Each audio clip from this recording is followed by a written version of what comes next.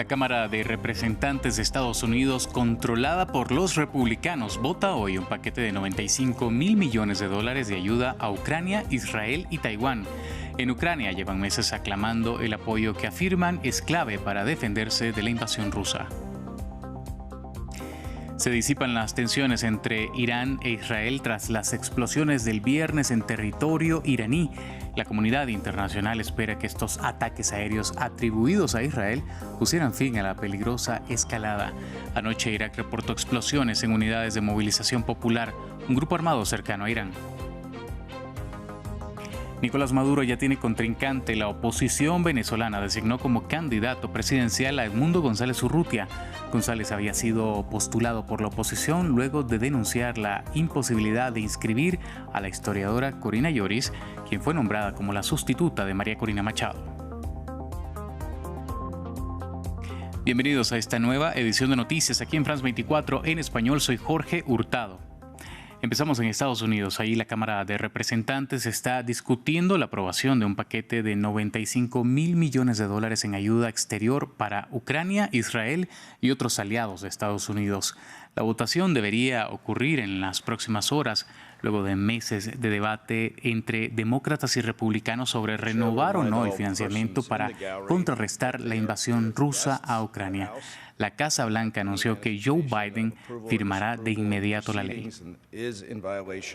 El presidente de la Cámara de Representantes, el republicano Mike Johnson, ha allanado el camino para que la Cámara vote los tan esperados paquetes de ayuda internacional. 3 proyectos de ley destinarán unos $61 mil millones a Ucrania, $26 mil millones a Israel y $8 mil millones a la región del Indo-Pacífico, incluido Taiwán. Un cuarto proyecto de ley incluye lo que Johnson llama innovaciones republicanas.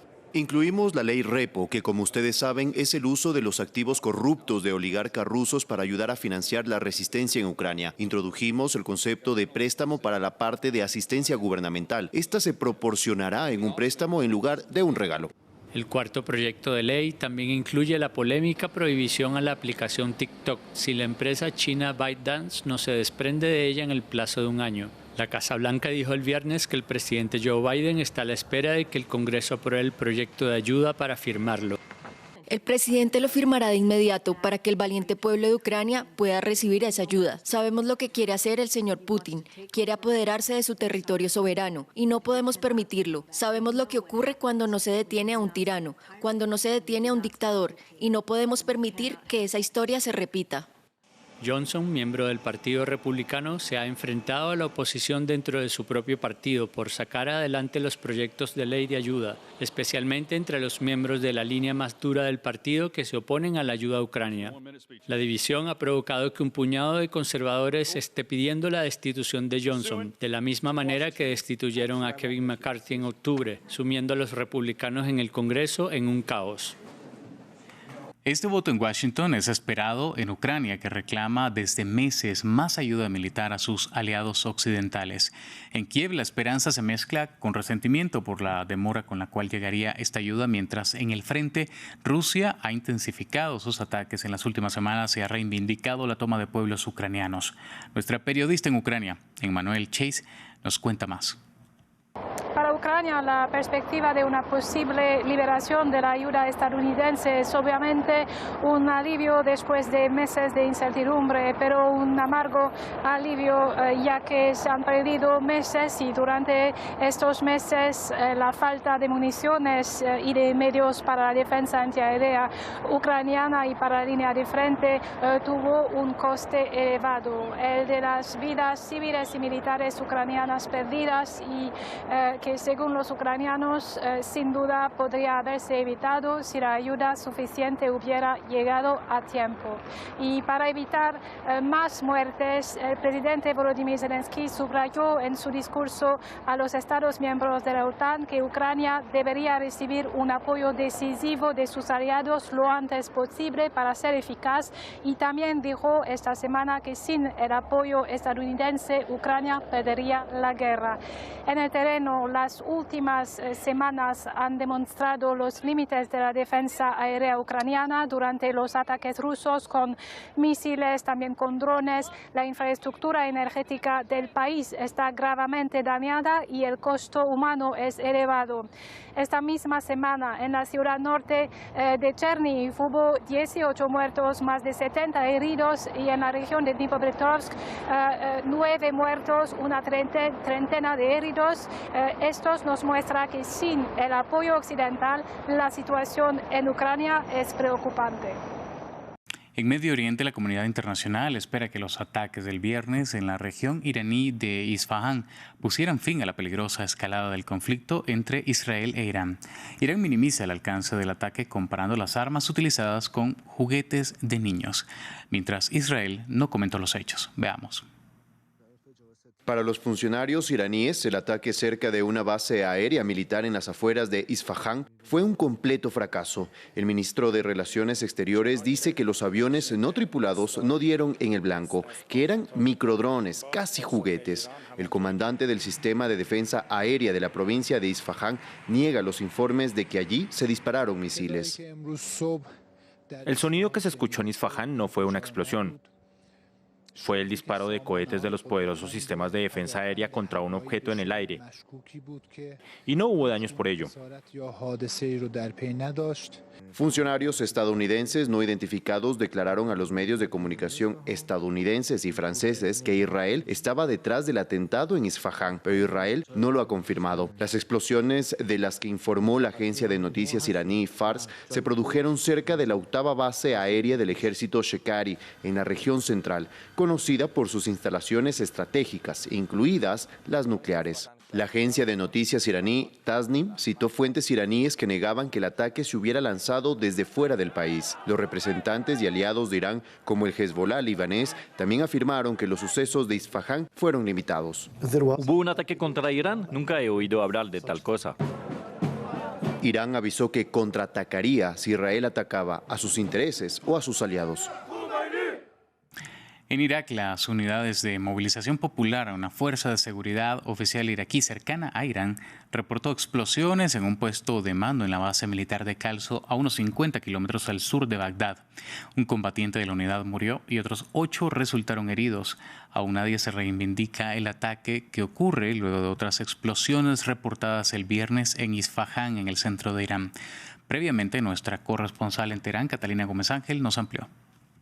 Esta milicia que estaba en esta base hace parte de ese gran grupo de movilización popular que tiene 2 fases, una estatal y otra son milicias, muchas de ellas financiadas por Irán, especialmente una de estas que fue atacada esta mañana. Es bien interesante porque al principio se mostró en las redes sociales un gran cráter que pasó en esta base y luego estas imágenes fueron borradas, especialmente de las redes sociales y de los canales de Telegram cercanos a estas milicias que hacen parte del eje de la resistencia. Estados Unidos ha advertido que ellos no tienen nada que ver en este ataque y ya desde hace meses hay un pacto entre estas milicias y los norteamericanos de no atacarse después de que una de ellas asesinó a 3 norteamericanos que estaban en una base entre la frontera entre Siria y Jordania. Y en este momento se amenazaba con la tensión entre ambos en escalarse y especialmente Irán intervino porque en ese momento buscaba una desescalada. Así que nadie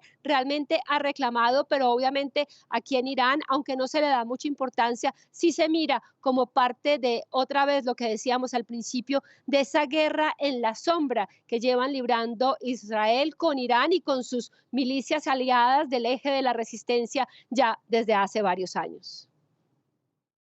El presidente turco Recep Tayyip Erdogan se reunió en Estambul con el líder de Hamas, Ismail Haniyeh. Allí discutió los esfuerzos para alcanzar un alto el fuego en Gaza y entregar ayuda humanitaria. Esto según informó la emisora estatal TRT. Turquía, miembro de la OTAN, denunció la ofensiva de Israel en Gaza y pidió un alto el fuego inmediato. Erdogan tilda a Hamas de un movimiento de liberación y critica el apoyo de Occidente a Israel. Y en noticias de la guerra en Gaza, las fuerzas israelíes aseguran que mataron a 3 palestinos en incidentes separados en Cisjordania ocupada. Esto lleva a 10 el número de palestinos asesinados en el territorio en las últimas 24 horas. Pero desde el comienzo de la guerra en Gaza, Israel intensificó sus incursiones militares en Cisjordania.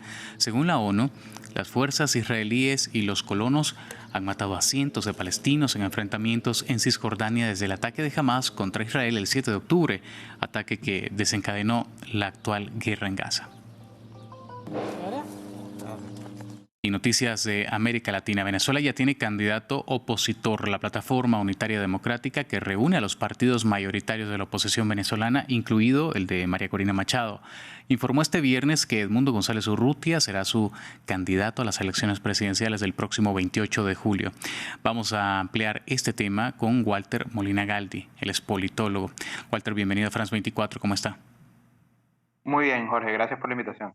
Igualmente. Bueno, primero, ¿quién es Edmundo González Urrutia? Mira, Edmundo González Urrutia es un diplomático venezolano, un diplomático de carrera, es internacionalista, tiene 74 años, fue embajador de Venezuela en Argelia entre 1991 y 1993, luego ocupó el cargo de director general de política internacional del Ministerio de Relaciones Exteriores y luego volvió a ser embajador entre el 98 y el 2002 de Venezuela en Argentina. Luego ya con el chavismo profundizado en el poder, ha sido uno de las personas que más trabajó para lo que fue la constitución de la Mesa de la Unidad Democrática, tarjeta por la cual ahora él va a representar, y luego siguió en diferentes ámbitos, también con lo que tiene que ver con la migración venezolana y con la importancia de contar afuera de Venezuela lo que está ocurriendo en el país. Es una persona de consenso. Ayer lo que se hizo dentro de la plataforma unitaria fue escoger a alguien de consenso, a alguien respetado y alguien, bueno, que va a ser quien represente, como dije, a la oposición democrática, que a su vez es la que representa más del 80% del país que desea un cambio. Bueno, en Venezuela seguramente entienden muy bien estos movimientos y el por qué, pero me gustaría preguntártelo para que se lo expliques a nuestra audiencia internacional. ¿Por qué la oposición designó a González Urrutia en vez de María Corina Machado, Corina Lloris o de Manuel Rosales? Mira, en principio hay que decir que en Venezuela no está ocurriendo un proceso electoral democrático. Parece una perogrullada, pero esto hay que recalcarlo. Estamos ante un proceso autocrático cuya elección puede servir como un medio para lograr una transición hacia la democracia. Como sabemos, la candidata ganadora, además de manera extraordinaria, por 93% de la elección primaria venezolana, con más de 2,5 millones de votos, fue María Corina Machado. Pero ella la proscribió el régimen de Nicolás Maduro, una proscripción evidentemente ilegal. Luego se llegó a un primer acuerdo hace un tiempo para que la sustituta de María Corina Machado fuese la profesora y filósofa Corina Lloris, cuya candidatura fue bloqueada por el régimen de Nicolás Maduro, sin ningún tipo de explicación. No había razón alguna. Corina Lloris nunca ocupó cargos públicos, por lo cual no podría ser inhabilitada. Simple y llanamente no dejaron que su nombre se inscribiera. En ese tira y encoge, faltando poco tiempo para lo que era la inscripción de las candidaturas, se logró inscribir como una suerte de tapa, lo que se decía, alguien que guardara el puesto, a Edmundo González Urrutia con la tarjeta de la Mesa de la Unidad Democrática. Durante todo este tiempo se estuvo dilucidando quién podría ser el candidato de la oposición, un candidato que tiene que escoger la oposición y no el propio régimen de Nicolás Maduro, que es lo que ellos quieren.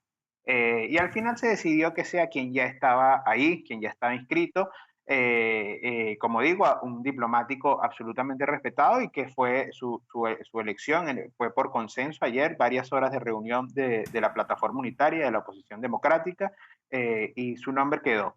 Ahora, obviamente estamos hablando de la necesidad de unirnos para avanzar. Esto es apenas un primer paso. Viene ahora lo más difícil. Walter, me quedé sin tiempo, pero te voy a pedir que la siguiente pregunta me responde solamente sí o no. ¿González Urrutia podría ser inhabilitado? Podría ser. Sí, en Venezuela todos pueden ser inhabilitados y todos pueden ser presos.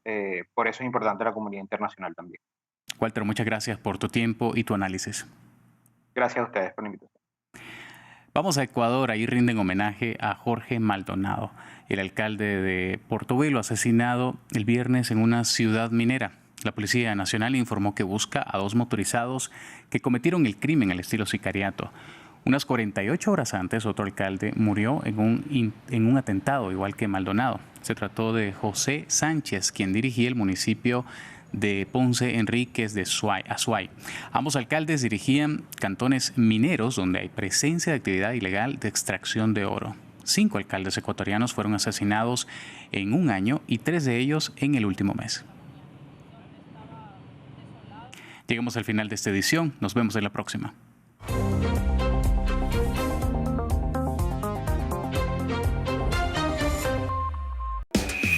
La Feria Internacional del Libro de Bogotá abre las puertas de su edición número 36 a todos los amantes de la cultura, el arte y, por supuesto, la literatura.